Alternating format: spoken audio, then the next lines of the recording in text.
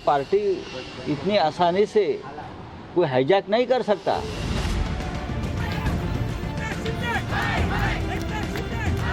इतने एमएलए अगर बाहर आए तो आप कैसे कौन से मुंह से बोल सकते हैं कि भाई हम मेजोरिटी से करेंगे।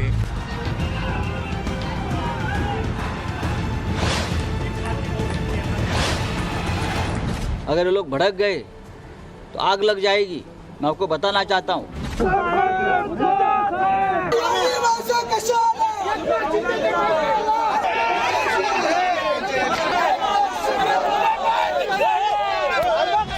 ऐसा है कि ये ऐसी चीजें जब भी होती है, जब भी हर टाइम आदेश देना जरूरी नहीं होता है। बीजेपी महाराष्ट्र में बीजेपी सपोर्ट करे ना करे इसमें मैं क्यों पढ़ूं?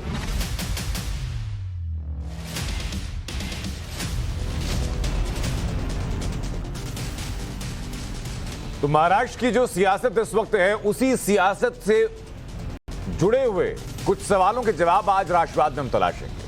वो सवाल कौन कौन से, सबसे पहले वो आपके सामने दोहराते हैं। सवाल ये कि साहब की विरासत का आखिरकार वारिस कौन, उद्धव ठाकरे या एकनाथ शिंदे? शिवसेना आज की तारीख में आखिरकार किसकी है? क्योंकि कहा जा रहा है कि जिसके पास नंबर है वही सिकंदर है, तो क्या शिवसेना के साथ भी यही होने वाला है? सवाल यह भी कि शिंदे वर्सेस उद्धव, तो सड़क पर संग्राम क्यों किया जा रहा है? और इस वक्त शहर शहर जो हंगामा है उसका जिम्मेदार कौन? इन्हीं सवालों के जवाब देने के लिए जो मेहमान हमारे साथ जुड़े हैं उनका तारुफ आपसे कराएं, उससे पहले जो हमारे सहयोगी अलग अलग जगह जुड़े हैं उनका तारुफ कराते हैं। शिवानी मिश्रा हमारे साथ जुड़ चुकी है, इस वक्त सेना भवन से लाइव है। रंजिता झा इस वक्त मातोश्री पर मौजूद है और गुवाहाटी से हमारे सहयोगी अमित कुमार हमारे साथ हैं। साथ ही साथ तहसीन पुनेवाला हमारे साथ जुड़ चुके हैं, राजनीतिक विश्लेषक हैं। संजय गुप्ता हमारे साथ हैं, नेता हैं शिवसेना से। ब्रजमोहन श्रीवास्तव हमारे साथ हैं, नेता हैं एनसीपी से। करण वर्मा हमारे साथ जुड़ चुके हैं, राजनीतिक विश्लेषक हैं। और संजीव उनियाल स्टूडियो में मौजूद हैं, राजनीतिक विश्लेषक हैं। बहुत बहुत स्वागत आप सभी मेहमानों का। सबसे पहले मैं रिपोर्टर से रुकाना चाहूंगा। सबसे पहले शिवानी बताइए जरा कि इस वक्त सेना भवन के बाहर से क्या इक्वेशन है? देखिए, फिलहाल हम सीधे सीधे सेना भवन के बाहर ही खड़े हैं, तो मैं तस्वीरों के जरिए आपका ध्यान ले जाऊं कि अभी भी जो यहाँ पर कई सारे समर्थक हैं वो मौजूद हैं। पुलिस की सिक्योरिटी जो है वो काफ़ी ज़्यादा अभी भी बढ़ी हुई है। तस्वीरें यही हैं कि समर्थक जो थे उन्हें धीरे धीरे यहाँ से निकलने का आह्वान दिया गया, क्योंकि उद्धव ठाकरे जा चुके हैं। लेकिन कल की और आज की सेना भवन की तस्वीरों में जो है ना, बहुत ज़्यादा ज़मीन आसमान का फ़र्क देखने को मिला। क्योंकि कल जहां एक तरफ कार्यकारिणी की मीटिंग थी, उसमें बहुत ही कम सपोर्टर देखने को मिले, जो कि हाथों की उंगलियों पर गिनती में आ सकते हैं। लेकिन आज की अगर बात की जाए तो आज यहां पर करीबन 150 से 200 जो है समर्थक मौजूद थे। ना सिर्फ अकेले खुद आदित्य ठाकरे आज पार्टी के बड़े चेहरे के नाम पर, बल्कि कई सारे लोग यहाँ पर आए थे। अरविंद सावंत थे, संजय राउत मौजूद थे, कई अन्य लोग भी थे जिसमें अनिल परब का नाम शामिल था। लेकिन सबसे ज़्यादा मेगा एंट्री होती है यहाँ पर सीएम उद्धव ठाकरे की, जो कि काफ़ी ज़्यादा अनएक्सपेक्टेड थी। और जो बातें मीटिंग से बाहर आई हैं वो काफ़ी ज़्यादा अहम है, क्योंकि उसमें उन्होंने साफ कहा है कि जो लोग पार्टी को छोड़कर गए हैं उन्हें एक्सेप्ट नहीं किया जाएगा, उनके डिसीजन से कोई असर शिवसेना को नहीं पड़ता। साथ ही साथ जब आदित्य ठाकरे बाहर आए तो उन्होंने एक चीज़ कही कि गद्दारों को भूला नहीं जाएगा, उनको माफ़ नहीं किया जाएगा। साफ तौर पर एक और बड़ा आह्वान ये दिया गया कि पार्टी में जो नाम है शिवसेना, वो और बाल साहेब ठाकरे का जो नाम है उसे कोई भी इस्तेमाल नहीं कर सकता। आपको बता दें कि पार्टी चिन्हों को लेकर अभी भी जो शिंदे खेमा है वो अभी भी इस पर सोच विचार कर रहा है कि कैसे उस पर क्लेम किया जाए। लेकिन उद्धव ठाकरे द्वारा साफ कर दिया गया है कि शिवसेना का नाम, बाला साहेब ठाकरे का नाम जो है उसे बिल्कुल। शिवानी में वापस उड़ो, हमारी सहयोगी रंजिता झा इस वक्त मातोश्री के बाहर है। रंजिता, कल की तस्वीरें हम लोगों ने देखी थी जब बैंड बाजे के साथ शिवसेना समर्थक मातोश्री के बाहर इकट्ठा हुए थे अपना समर्थन देने के लिए। आज सुबह से आप वहीं पर मौजूद हैं, क्या हालचाल आप देख रही हैं?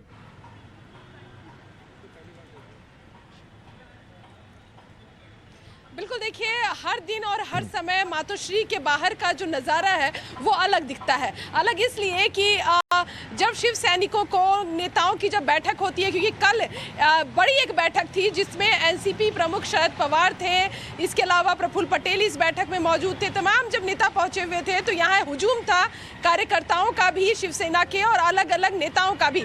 अभी की तस्वीर एक बार मैं कहूँगी अपने कैमरा पर्सन दिलीप को आपको दिखाने के लिए, क्योंकि कुछ देर पहले ही मुख्यमंत्री उद्धव ठाकरे जो है वो जो बैठक उनकी हुई थी सेना भवन में वो खत्म करके वापस आए हैं और अभी 10 मिनट पहले आदित्य ठाकरे यहाँ पहुंचे हैं। दोनों ही इस बैठक में मौजूद थी। जो इनकी अहम बैठक जो राष्ट्रीय कार्यकारिणी की बैठक थी उसमें वो शामिल थे और निश्चित तौर पर जिस तरह से इस बैठक में जो बड़ी बातें निकल कर आई है वो आने वाले समय में क्या राजनीतिक रुख रहेगा शिवसेना का उसको कहीं ना कहीं साफ करता है। लड़ाई की जो लकीरें हैं वो लंबी हो रही है। गुवाहाटी से जो बागी विधायक है वो हुंकार भर रहे हैं और जवाब महाराष्ट्र में यहाँ मुंबई में मिल रहा है और ये माना जाए कि कहीं ना कहीं इस लड़ाई को लीगल भी ले जाने की बात कही जा रही है। डिप्टी स्पीकर अपना रोल निभा रहे हैं लेकिन राजनीतिक तौर पर पार्टी का क्या रुख रहेगा ये आज साफ कर दिया गया है उद्धव ठाकरे। बिल्कुल रंजीता, मैं लौटूंगा आपके पास, आप तमाम अपने सहयोगी के पास मैं लौटूंगा, लेकिन सबसे पहले संजय गुप्ता हमारे साथ हैं, शिवसेना से नेता हैं। संजय गुप्ता जी बताइए जरा कि आप कौन सी सेना के नेता हैं, उद्धव सेना के या एकनाथ शिंदे सेना के?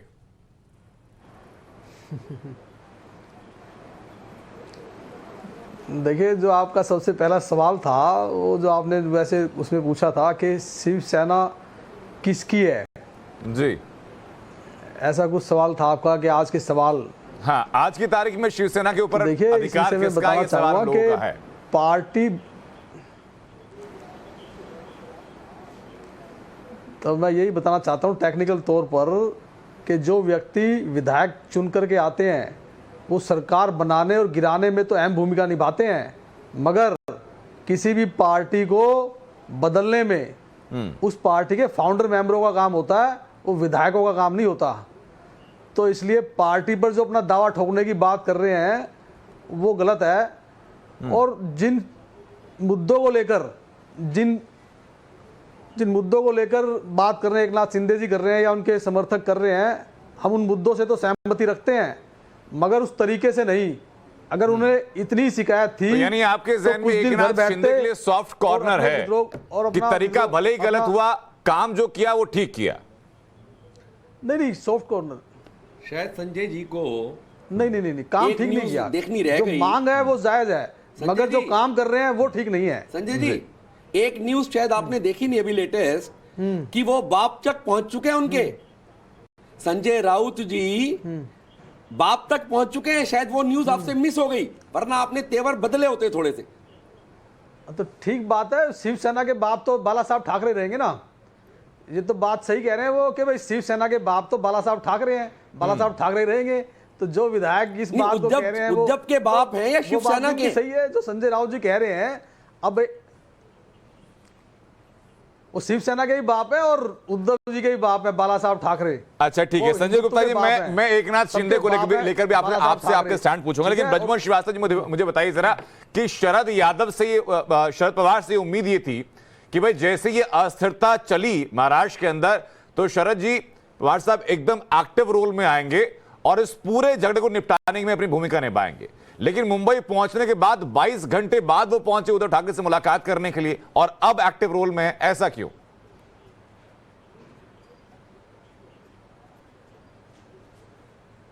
या आपने मुझसे प्रश्न पूछा? जी ब्रजमोहन जी।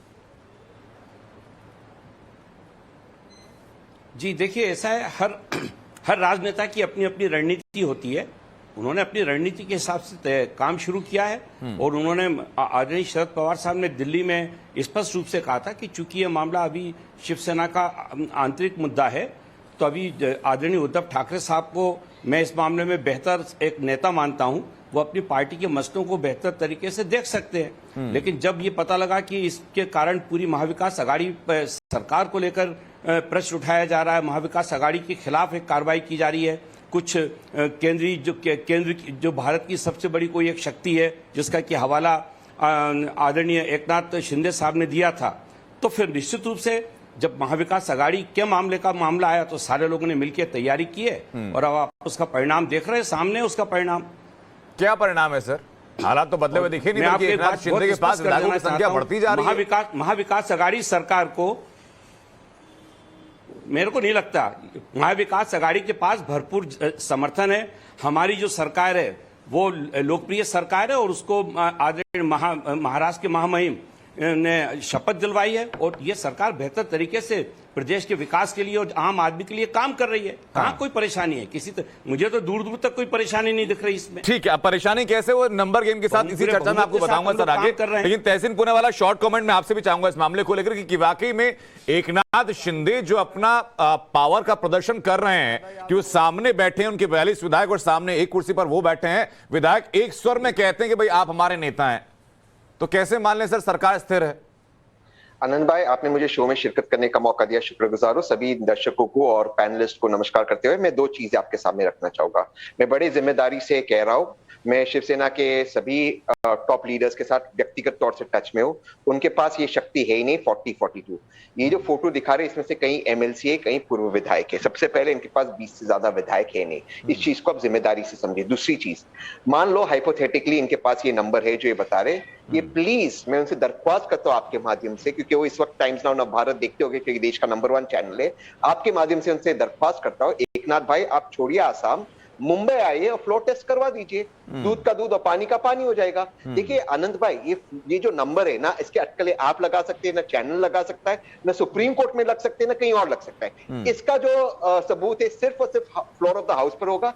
आइए और नंबर दिखा दीजिए। क्यों आखिर ये नो कॉन्फिडेंस नहीं डाल रहे? क्यों नहीं डाल रहे? क्योंकि इनके पास नंबर है ही नहीं आनंद भाई। ये गुवाहाटी में बैठे, ये डरे हुए, इनको मैं आज भी दरख्वास्त करूं आपके माध्यम से, आ जाइए, आइए, आप आइए और नंबर दिखाइए। ठीक है, करण वर्मा, अगर ये तहसीन पुनावाला कहते हैं कि एकनाथ शिंदे के पास नंबर नहीं है, तो फिर मैं आपसे उस तस्वीर के बारे में जानना चाहूंगा जो एक वीडियो, एक शॉर्ट क्लिप वायरल हुई थी जिसमें कि 42-43 विधायक सामने बैठे हुए थे, कुछ खड़े हुए थे और सामने बैठे थे एकनाथ शिंदे। उन तमाम विधायकों के चेहरे बिल्कुल विजिबल थे, जिसमें कि 9 या 10 जो निर्दलीय थे, बाकी 37 और 38 विधायक थे शिवसेना के। तो वो विधायक नहीं है क्या फिर? मतलब अगर नहीं माना जाए तो कैसे ना माना जाए कि उनके साथ हैं?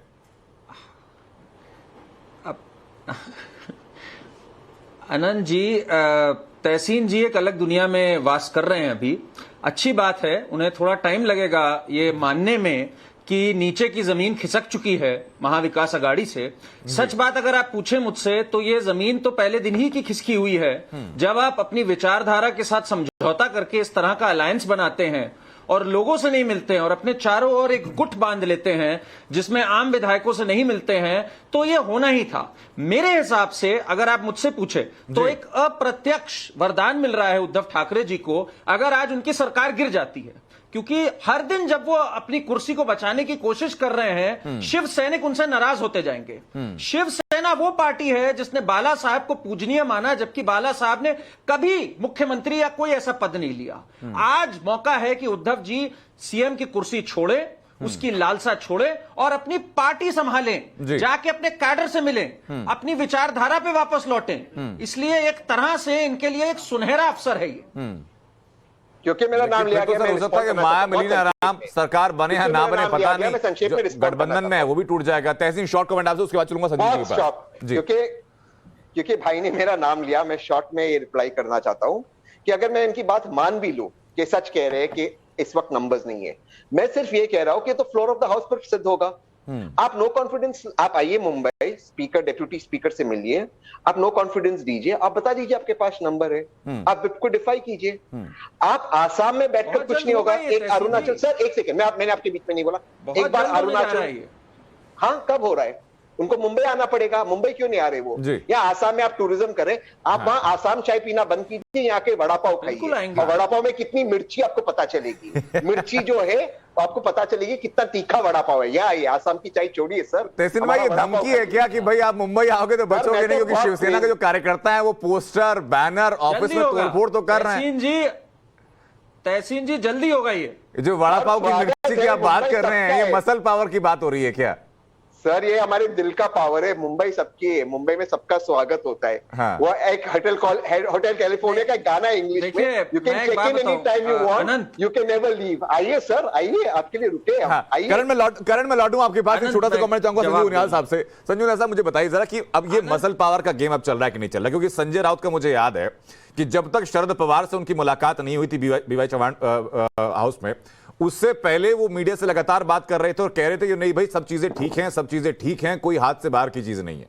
शरद पवार से मुलाकात होती है, बाहर आते हैं, वो कहते हैं कि भाई अब सड़क की लड़ाई सड़क पर लड़ी जाएगी, और उसके समानांतर उसी वक्त के बाद से शिवसेना जो कार्यकर्ता हैं वो तोड़फोड़ करते हुए दिखाई पड़ रहे हैं। अनंत, देखिए जो फ्लोर ऑफ द हाउस है वो ये डिसाइड कर लेगा नंबर्स किसके पास है, इसमें कोई डाउट नहीं, और टाइम आ जाएगा, वो नाई कितने बाल अभी सामने आ जाते हैं। दूसरी बात, जो मेन बात मैं आपको बताना चाह रहा हूं कि ये वैचारिक और आइडियोलॉजिकल लड़ाई अनंत प्योरली जी, जिस पार्टी का बेस, जिस पार्टी की आत्मा, जिस पार्टी की आइडियोलॉजी, जिस पार्टी का कॉन्क्लेव, जिस पार्टी की धुरी तत्व हिंदुत्व के आसपास घूमती है, और उस व्यक्ति की टंकार, बाला साहब देवरस की टंकार पाकिस्तान तक हिंदुत्व की जाया करती थी, उसको आपने खोखला कर दिया 2.5 साल के शासन को, सिंहासन को लपकने के लिए। जिस व्यक्ति ने कभी भी सिंहासन को वेटेज नहीं दी, हमेशा ठोकर मारी और पूरी सरकारों को अपने रिमोट से चलाया, बाला साहब ठाकरे, उस व्यक्ति के नीचे आने वाले परिवार के लोगों ने क्या किया? ऐसे लोगों के साथ समझौता किया। अनंत, आपके करोड़ों दर्शक सुन रहे होंगे जिनका 36 का आंकड़ा हुआ करता था बाला साहब जी का, और नेवले और सांप जैसा व्यवहार था एनसीपी और कांग्रेस के साथ, उनके साथ ये परिवार जाके खड़ा हो गया, और उस टावरिंग हाइट के व्यक्ति को, जिसने 4 बार एमएलए के इलेक्शन जीते, 2 बार मिनिस्टर रहा, उसको एक बोनासा बनाने की कोशिश की। आप देखिए रिमोट से चलाने वाले संजय राउत ड्राइंग रूम में बैठकर क्या हालत थी, उनको वोटर्स के पास नहीं जाना। आनंद, वोटर्स के पास, बात बताइए, क्या शिवसैनिकों के पास संदेश ये है? वोटर्स के पास अनंत सिर्फ उस व्यक्ति को जाना जो 4 बार एमएलए बना है, उसको किससे लड़ना पड़ेगा अल्टीमेटली? मैं आपकी बात का जवाब दूंगा, एनसीपी और कांग्रेस से। तो वैचारिक मुझे बताइए सर, शिवसैनिक ये मान के चल रहे हैं कि ये जो वैचारिक समझौता है, इस वैचारिक समझौते से उद्धव ठाकरे ने बाला साहब ठाकरे के कद को कम किया है? अनडाउटेडली किया है। और किसने ऊंचा किया है? इस व्यक्ति ने ऊंचा किया। शिंदे ने बता दिया कि वास्तव में घुट्टी की तरह हिंदुत्व और घुट्टी की तरह शिवसेना को किसने पिलाया, किसने अपने खून से सींचा इस वृक्ष को जिसका नाम शिवसेना है, उसके हरे भरे पत्ते किसने किए, और एक हरा पत्ता उनमें से एक बहुत बड़ी जड़ के साथ अपने साथ 2 नहीं, 15 नहीं, 20 नहीं, 40 नहीं, 52 लोगों को लेकर बैठा हुआ है। छिटक गए ताश के पत्ते। लेकिन एकनाथ शिंदे जिस पावर की बात कर रहे हैं वो पावर कौन सी मैं जानूं, उससे पहले संजय गुप्ता मुझे बताइए जरा कि इस बात से आप भी सहमत हैं, एक आम शिवसैनिक सहमत है कि एकनाथ शिंदे विचारधारा की जो लड़ाई लड़ रहे हैं वो लड़ाई गलत नहीं है, आपको तरीके से ऐतराज है सिर्फ?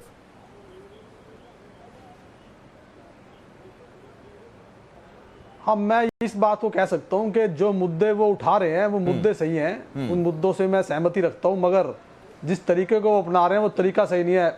इस तरीके को अपनाने से पहले उन्हें सबको मिलकर के उद्धव जी के पास जाना चाहिए था, अपनी बात को रखना चाहिए था, और अगर वो नहीं मानते तो अपने घर बैठते कुछ दिन। सत्ता के इतने अपने पदों पे क्यों बने रहे? अपने घर बैठते कहते कि हम इस तरह से काम नहीं कर सकते, अपना विरोध प्रदर्शन करते। संजय जी मुझे ये बताइए कि जिस वक्त बीजेपी के साथ मिलकर चुनाव प्रचार किया था और चुनाव के नतीजे आने के बाद बीजेपी का साथ छोड़कर एनसीपी कांग्रेस का हाथ थामा था, उस वक्त क्या उद्धव ठाकरे ने बाकी लोगों से सलाह की थी कि नहीं की थी? मेरे ख्याल से तो सबसे सलाह हुई थी, और दूसरा ये कि 1 महीने का टाइम दिया था, एकदम से नहीं चले गए थे वो कि एकदम से एनसीपी और कांग्रेस के पास चले गए हो। 1 महीने का समय था और बातचीत करते रहते, और ये वायदा था। शिवसेना झूठ नहीं बोलती है, मैं जानता हूं। अगर वायदा हुआ था 2.5 साल का तो ही वो कहेंगे, अपने आप नहीं कह सकते। इस तरह की बात शिवसेना कभी नहीं कहती, क्योंकि शिवसेना की एक आदत है, जो दिल में है वो मुंह पे है। तो ऐसा नहीं हो सकता कि 2.5 साल का वायदा ना हुआ। और दूसरी बात यह कि अपने 30 साल पुराने साथियों को, जिन्होंने 30 साल सत्ता के साथ कंप्रोमाइज किया, 10 साल आपका मुख्यमंत्री बनवा रहे, 10 साल में 2.5 साल मुख्यमंत्री देना ठीक ऐसी था जैसे पांडवों को 5 गांव देना। तो इसलिए जो स्टैंड, बातें संजय गुप्ता पुरानी हो गई। देखिए 2.5 साल का समझौता हुआ था नहीं हुआ था, उस पर खूब चर्चाएं हो चुकी हैं। सवाल तो अब यह है कि हिंदुत्व पर समझौता हुआ कि नहीं हुआ। आनंद भाई, मैं आ रहा हूं तहसीन आपके पास, शॉर्ट कमेंट संजय गुप्ता, उसके बाद चलूंगा तहसीन जी के पास। देखिए, हिंदुत्व पर शिवसेना ने उद्धव ठाकरे ने एमबीए बना करके हिंदुत्व के एजेंडे से समझौता किया कि नहीं? अपने हिंदुत्व पर तो मैं जवाब देना चाहूंगा अनंत इसका। जी मैं आ रहा हूं संजय गुप्ता। उन्होंने समझौता नहीं किया, लेकिन दे रहा हूं इस पे जवाब दे रहा हूं कि उन्होंने समझौता तो नहीं किया, लेकिन कांग्रेस और एनसीपी के साथ खड़े होकर इस बात का दावा करना कि हम हिंदुत्व पे हैं, ये ठीक ऐसे ही है जैसे शराब की दुकान के बाहर दूध का गिलास लेकर के खड़ा होना और ये दावा करना यानी दूध के गिलास वाले आप हैं और ब्रजमोहन श्रीवास्तव जी शराब की दुकान वाले हैं। लोग नहीं मानते। हाँ, ब्रजमोहन श्रीवास्तव जी ऐसे बेमेल गठबंधन में फिर आप भी बने हुए हैं सर, सरकार के लालच में क्या? लोग नहीं मानते इस बात को। हाँ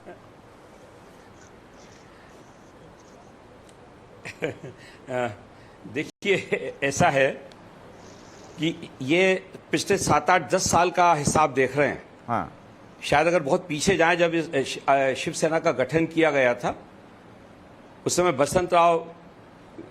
वसंत राव जी महाराष्ट्र के चीफ मिनिस्टर हुआ करते थे, आदरणीय वसंत राव नाइक साहब। हाँ, उनके साथ शिवसेना ने बहुत लंबा काम किया। आदरणीय बाल ठाकरे साहब ने बहुत लंबा काम किया। AR अंतुले जी को मुख्यमंत्री बनाने में बहुत बड़ी भूमिका थी शिवसेना की और आदरणीय बाला साहब ठाकरे की।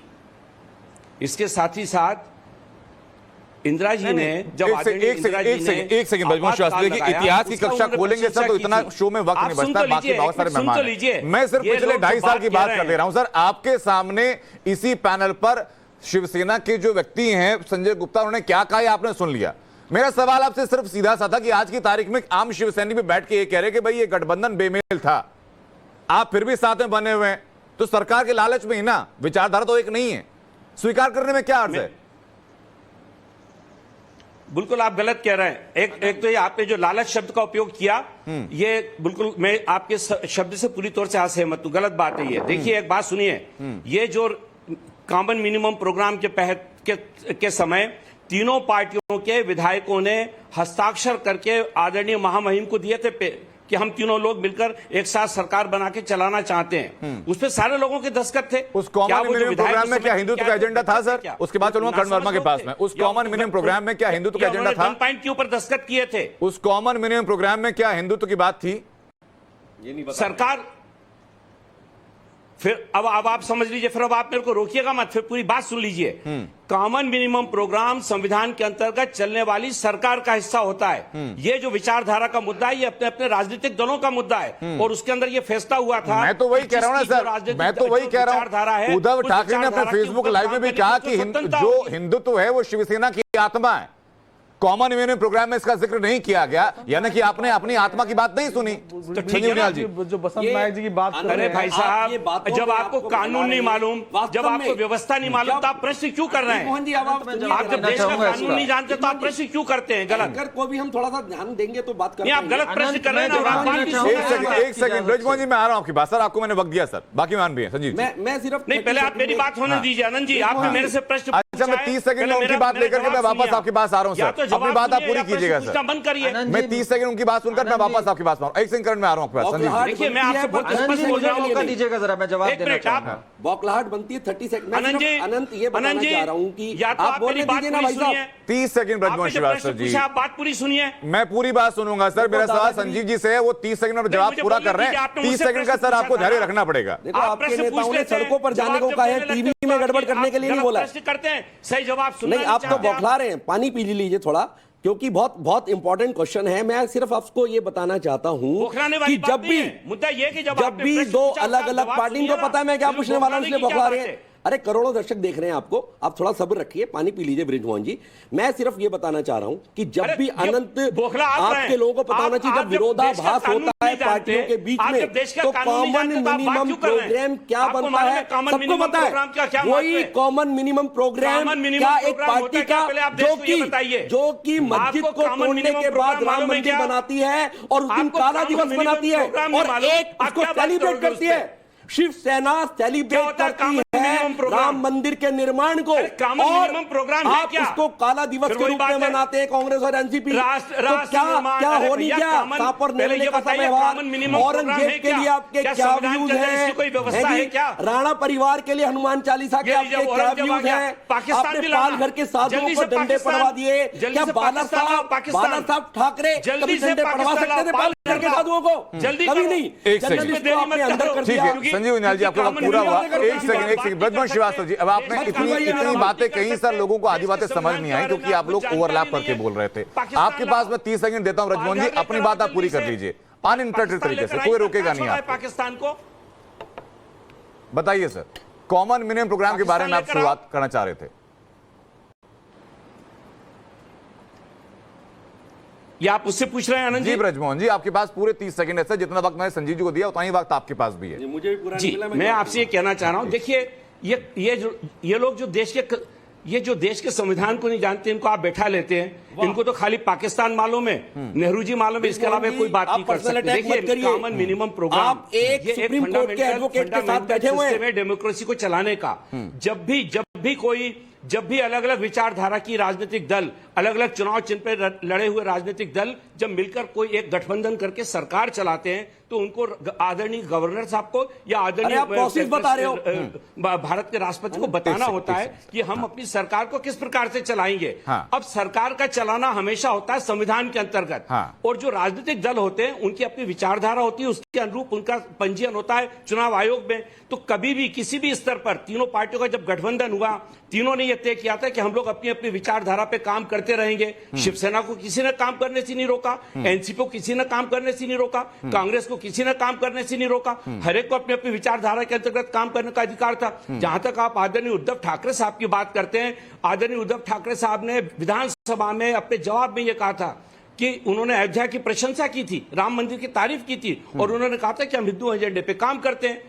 अब जब जो व्यक्ति विधानसभा के अंदर बोल रहा हो, आप उन पे प्रश्न उठा रहे हैं, क्यों? क्योंकि वो भारतीय जनता पार्टी को सूट नहीं करता। उनको अभी याद नहीं आ रहा कि इसके पहले शिवसेना का जो गठन हुआ था, उन्होंने कांग्रेस के साथ कितना काम किया, कितने प्रत्याशियों को चुनाव साथ लड़के जितवाया, ये इनको याद नहीं आता। शॉर्ट विजन रखकर अगर आप राजनीति की बात करेंगे तो इसी प्रकार की बात होगी जैसे अभी भाई साहब बोल रहे हैं। ठीक है सर, मैंने बिना रोके सर आपको वक्त दिया, 30 सेकंड की बात हुई थी, लगभग 45 सेकंड का ब्रजमोहन जी मैंने आपको वक्त दिया बिना रोके। संचालन का है। अब आपने शॉर्ट विजन लॉन्ग विजन की बात की, अब इस विजन का तो मुझे पता नहीं आप किसको शॉर्ट विजन किसको लॉन्ग विजन कह रहे हैं, लेकिन सरकार शॉर्ट में जरूर आ रही है, ये बात भी तय है। तहसीन पुणेवाला काफी वैसे कुछ कहना चाह रहे हैं, उसके बाद में चलूंगा कर्ण के पास। तहसीन बिल्कुल गलत, आनंद भाई, अरे विधानसभा फ्लोर पे एक सेकंड सर, अब ईमानदारी के साथ ब्रजमोहन जी, देखिए ईमानदारी के साथ हम लोग चर्चा में हिस्सा लेंगे। आपको जो वक्त दिया सर, किसी मेहमान ने नहीं टोका बीच में, नजर आ रहा है बिना रोक टोक के आपने अपनी बात पूरी की सर, मैंने भी आपको नहीं रोका। अब सवाल किसी और से, तो आप भी बीच में बोलिएगा। लाइटर मोड में एक बात कहूंगा, सब कुछ लुटा के होश में आए तो क्या हुआ, पर ये अभी भी नहीं आए।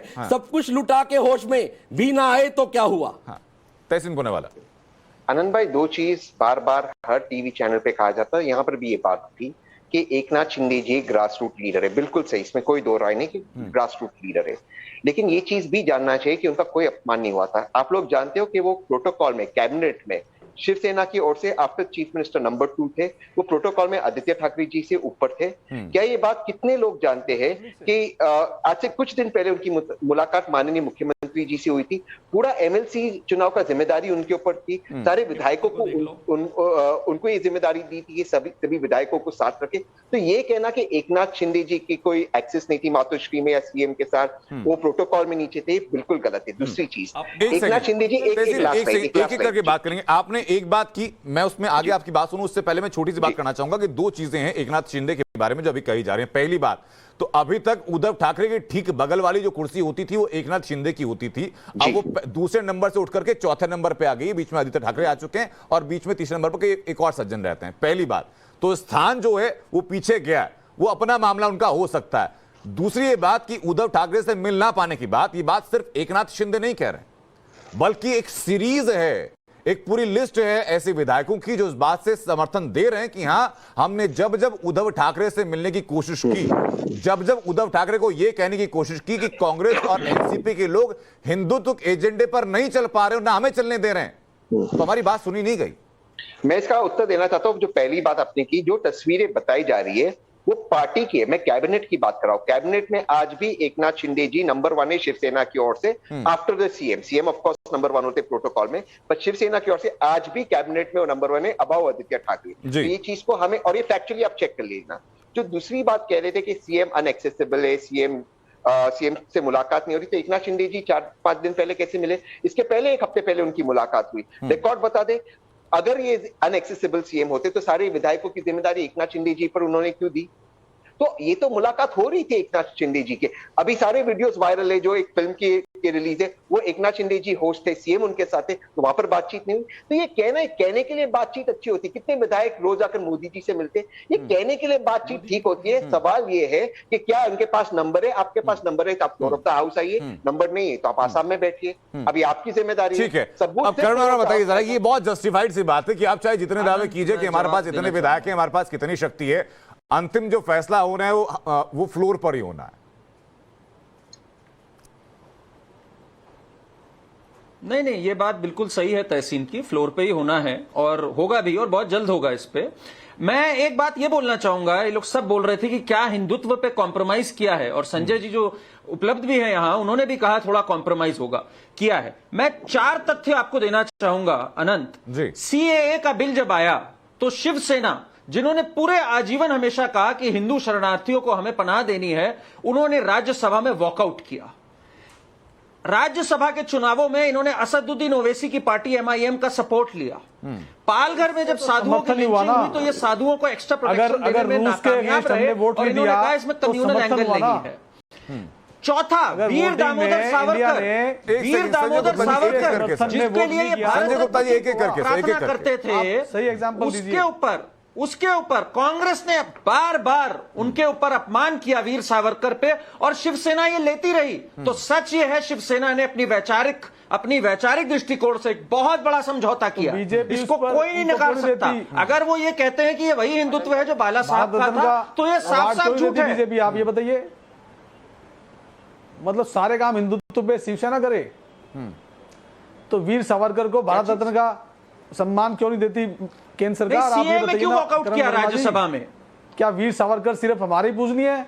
क्या बीजेपी आप एक बात बताइए, राज्यसभा में सर तथ्यों पे बात करिए, क्योंकि जिस तरह से भारत ने राज्यसभा में सीएए से वॉकआउट क्यों किया? तथ्यों पे करो, एक मिनट, अब जवाब दे दीजिए, 1 to 1 करिए, आप 1 to 1 करिए, एक का जवाब लीजिए आप। जैसे आपने वोटिंग पे कहा 300 सीए पर, तो भारत ने अगर, इंडिया ने अगर रूस के समर्थन में वोट नहीं किया तो क्या वो समर्थन नहीं था रूस का? जिस तरह से रूस का समर्थन था वोट ना करके, ठीक इसी तरह से उसका सीए का समर्थन था, उसमें वोटिंग में मुख्य विचारधारा थी कि हिंदू शरणार्थी को जगह देनी है। बाला साहब ने बात कही, संजय जी, बाला साहब ने बार बार ये बात कही, उन्हें हिंदू हृदय सम्राट कहा गया, और आप सीए से वॉक ऑफ कर गए राज्यसभा में। तो फिर ये तो मानिए कि आप अपनी मूल विचारधारा भूल चुके हैं, कम से कम ये तो मान लीजिए। ये बात है, संजय गुप्ता ने चर्चा की शुरुआत में मान ली कि इस बात से वो सहमत हैं कि हिंदुत्व की विचारधारा से समझौता किया। संजय जी, ये बात आप दोहरा दीजिए, अपनी बात जो आपने शुरुआत में कही थी कि भाई इस बात से आप सहमत हैं कि हिंदुत्व की विचारधारा से समझौता हुआ है। मत बदलिए आप। मैंने जो कहा है, नहीं, मैंने ये नहीं कहा कि शिवसेना ने हिंदुत्व की विचारधारा से समझौता किया। मैंने ये कहा है, आपने कहा कि एकनाथ शिंदे जो मुद्दे उठा रहे हैं वो ठीक है, तरीका गलत है, इस पर लोग यकीन नहीं करते। तो कहा ना सर आपने, हाँ, तरीका गलत बोला, तरीका गलत है। आपने कहा था कि एकनाथ शिंदे जो काम बात कर रहे हैं वो बात ठीक है, तरीका गलत है। एकनाथ शिंदे कह रहे हैं कि भाई आपने हिंदुत्व का एजेंडा छोड़ दिया। हाँ, बिल्कुल हिंदुत्व का एजेंडा नहीं छोड़ा, लेकिन कांग्रेस के साथ गठबंधन होने के कारण लोग नहीं मानते इस बात को। आपने हिंदुत्व का साथ छोड़ दिया होने के कारण लोग नहीं मानते। हाँ, दो बात नहीं, हमने हिंदुत्व का साथ नहीं छोड़ा, शिवसेना ने हिंदुत्व का साथ नहीं छोड़ा। तो मैं भी कह रहा हूं सर, कांग्रेस से गठबंधन किया, के साथ गठबंधन होने के बाद उस हम जितना कांग्रेस से जो वीर दामोदर सावरकर दावा कर रहे हैं, समय लोग यकीन नहीं करते। अच्छा, अब आगे की तस्वीर क्या है मुझे ये बताइए। सहमत हूं ना संजय गुप्ता, एक सेकंड, अब थोड़ी पिछली बातें जो हुई सो हुई, अब मुझे बताइए आगे क्या होने वाला है दोनों में। अब आगे शिवसेना का प्लान ऑफ एक्शन क्या है? जिस तरीके से बागी विधायकों के ऑफिस में तोड़फोड़ हो रही है, उनके पोस्टरों पर कालिख पोती जा रही है, उनके होर्डिंग्स तोड़े जा रहे हैं, यही सब चालू रहने वाला है या कुछ और होगा? और कानून व्यवस्था जो बिगड़ रही है, इसका जिम्मेदार कौन है? इसके विषय में यही कहूंगा कि जो महाराष्ट्र से भागे फिरते रहते हैं, वो सरकार क्या गिराएंगे? हवा में जितने मर्जी उड़ते रह जाएं, हवा में ही उड़ते रह जाएंगे।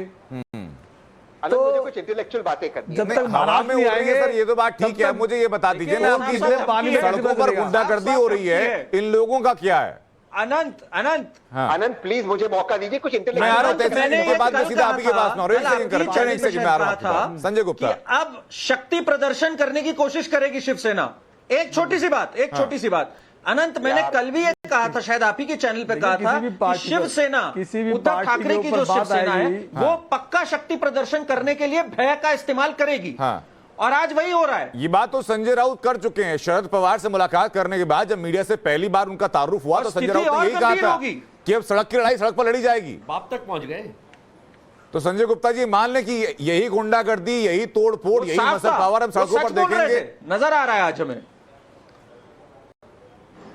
नहीं, कार्यकर्ताओं की भावनाएं भी तो कुछ होती हैं, कोई पार्टी पर कब्जा करने की कोशिश। अच्छा, अब मुझे ये बताइए, एक सेकंड मुझे ये बताइए कि जिस वक्त उद्धव ठाकरे बाहर आकर कार्यकर्ताओं का अभिवादन स्वीकार करते हैं, आदित्य ठाकरे विक्ट्री साइन दिखाते हैं, उस वक्त कहा नहीं जा सकता कि भाई तोड़फोड़ मत कीजिए?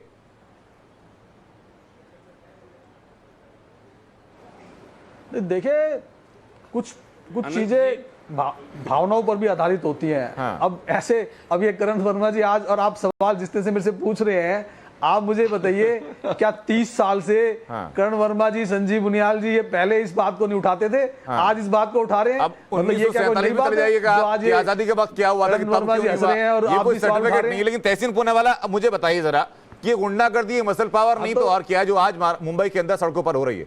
मैं इसके पहले आनंद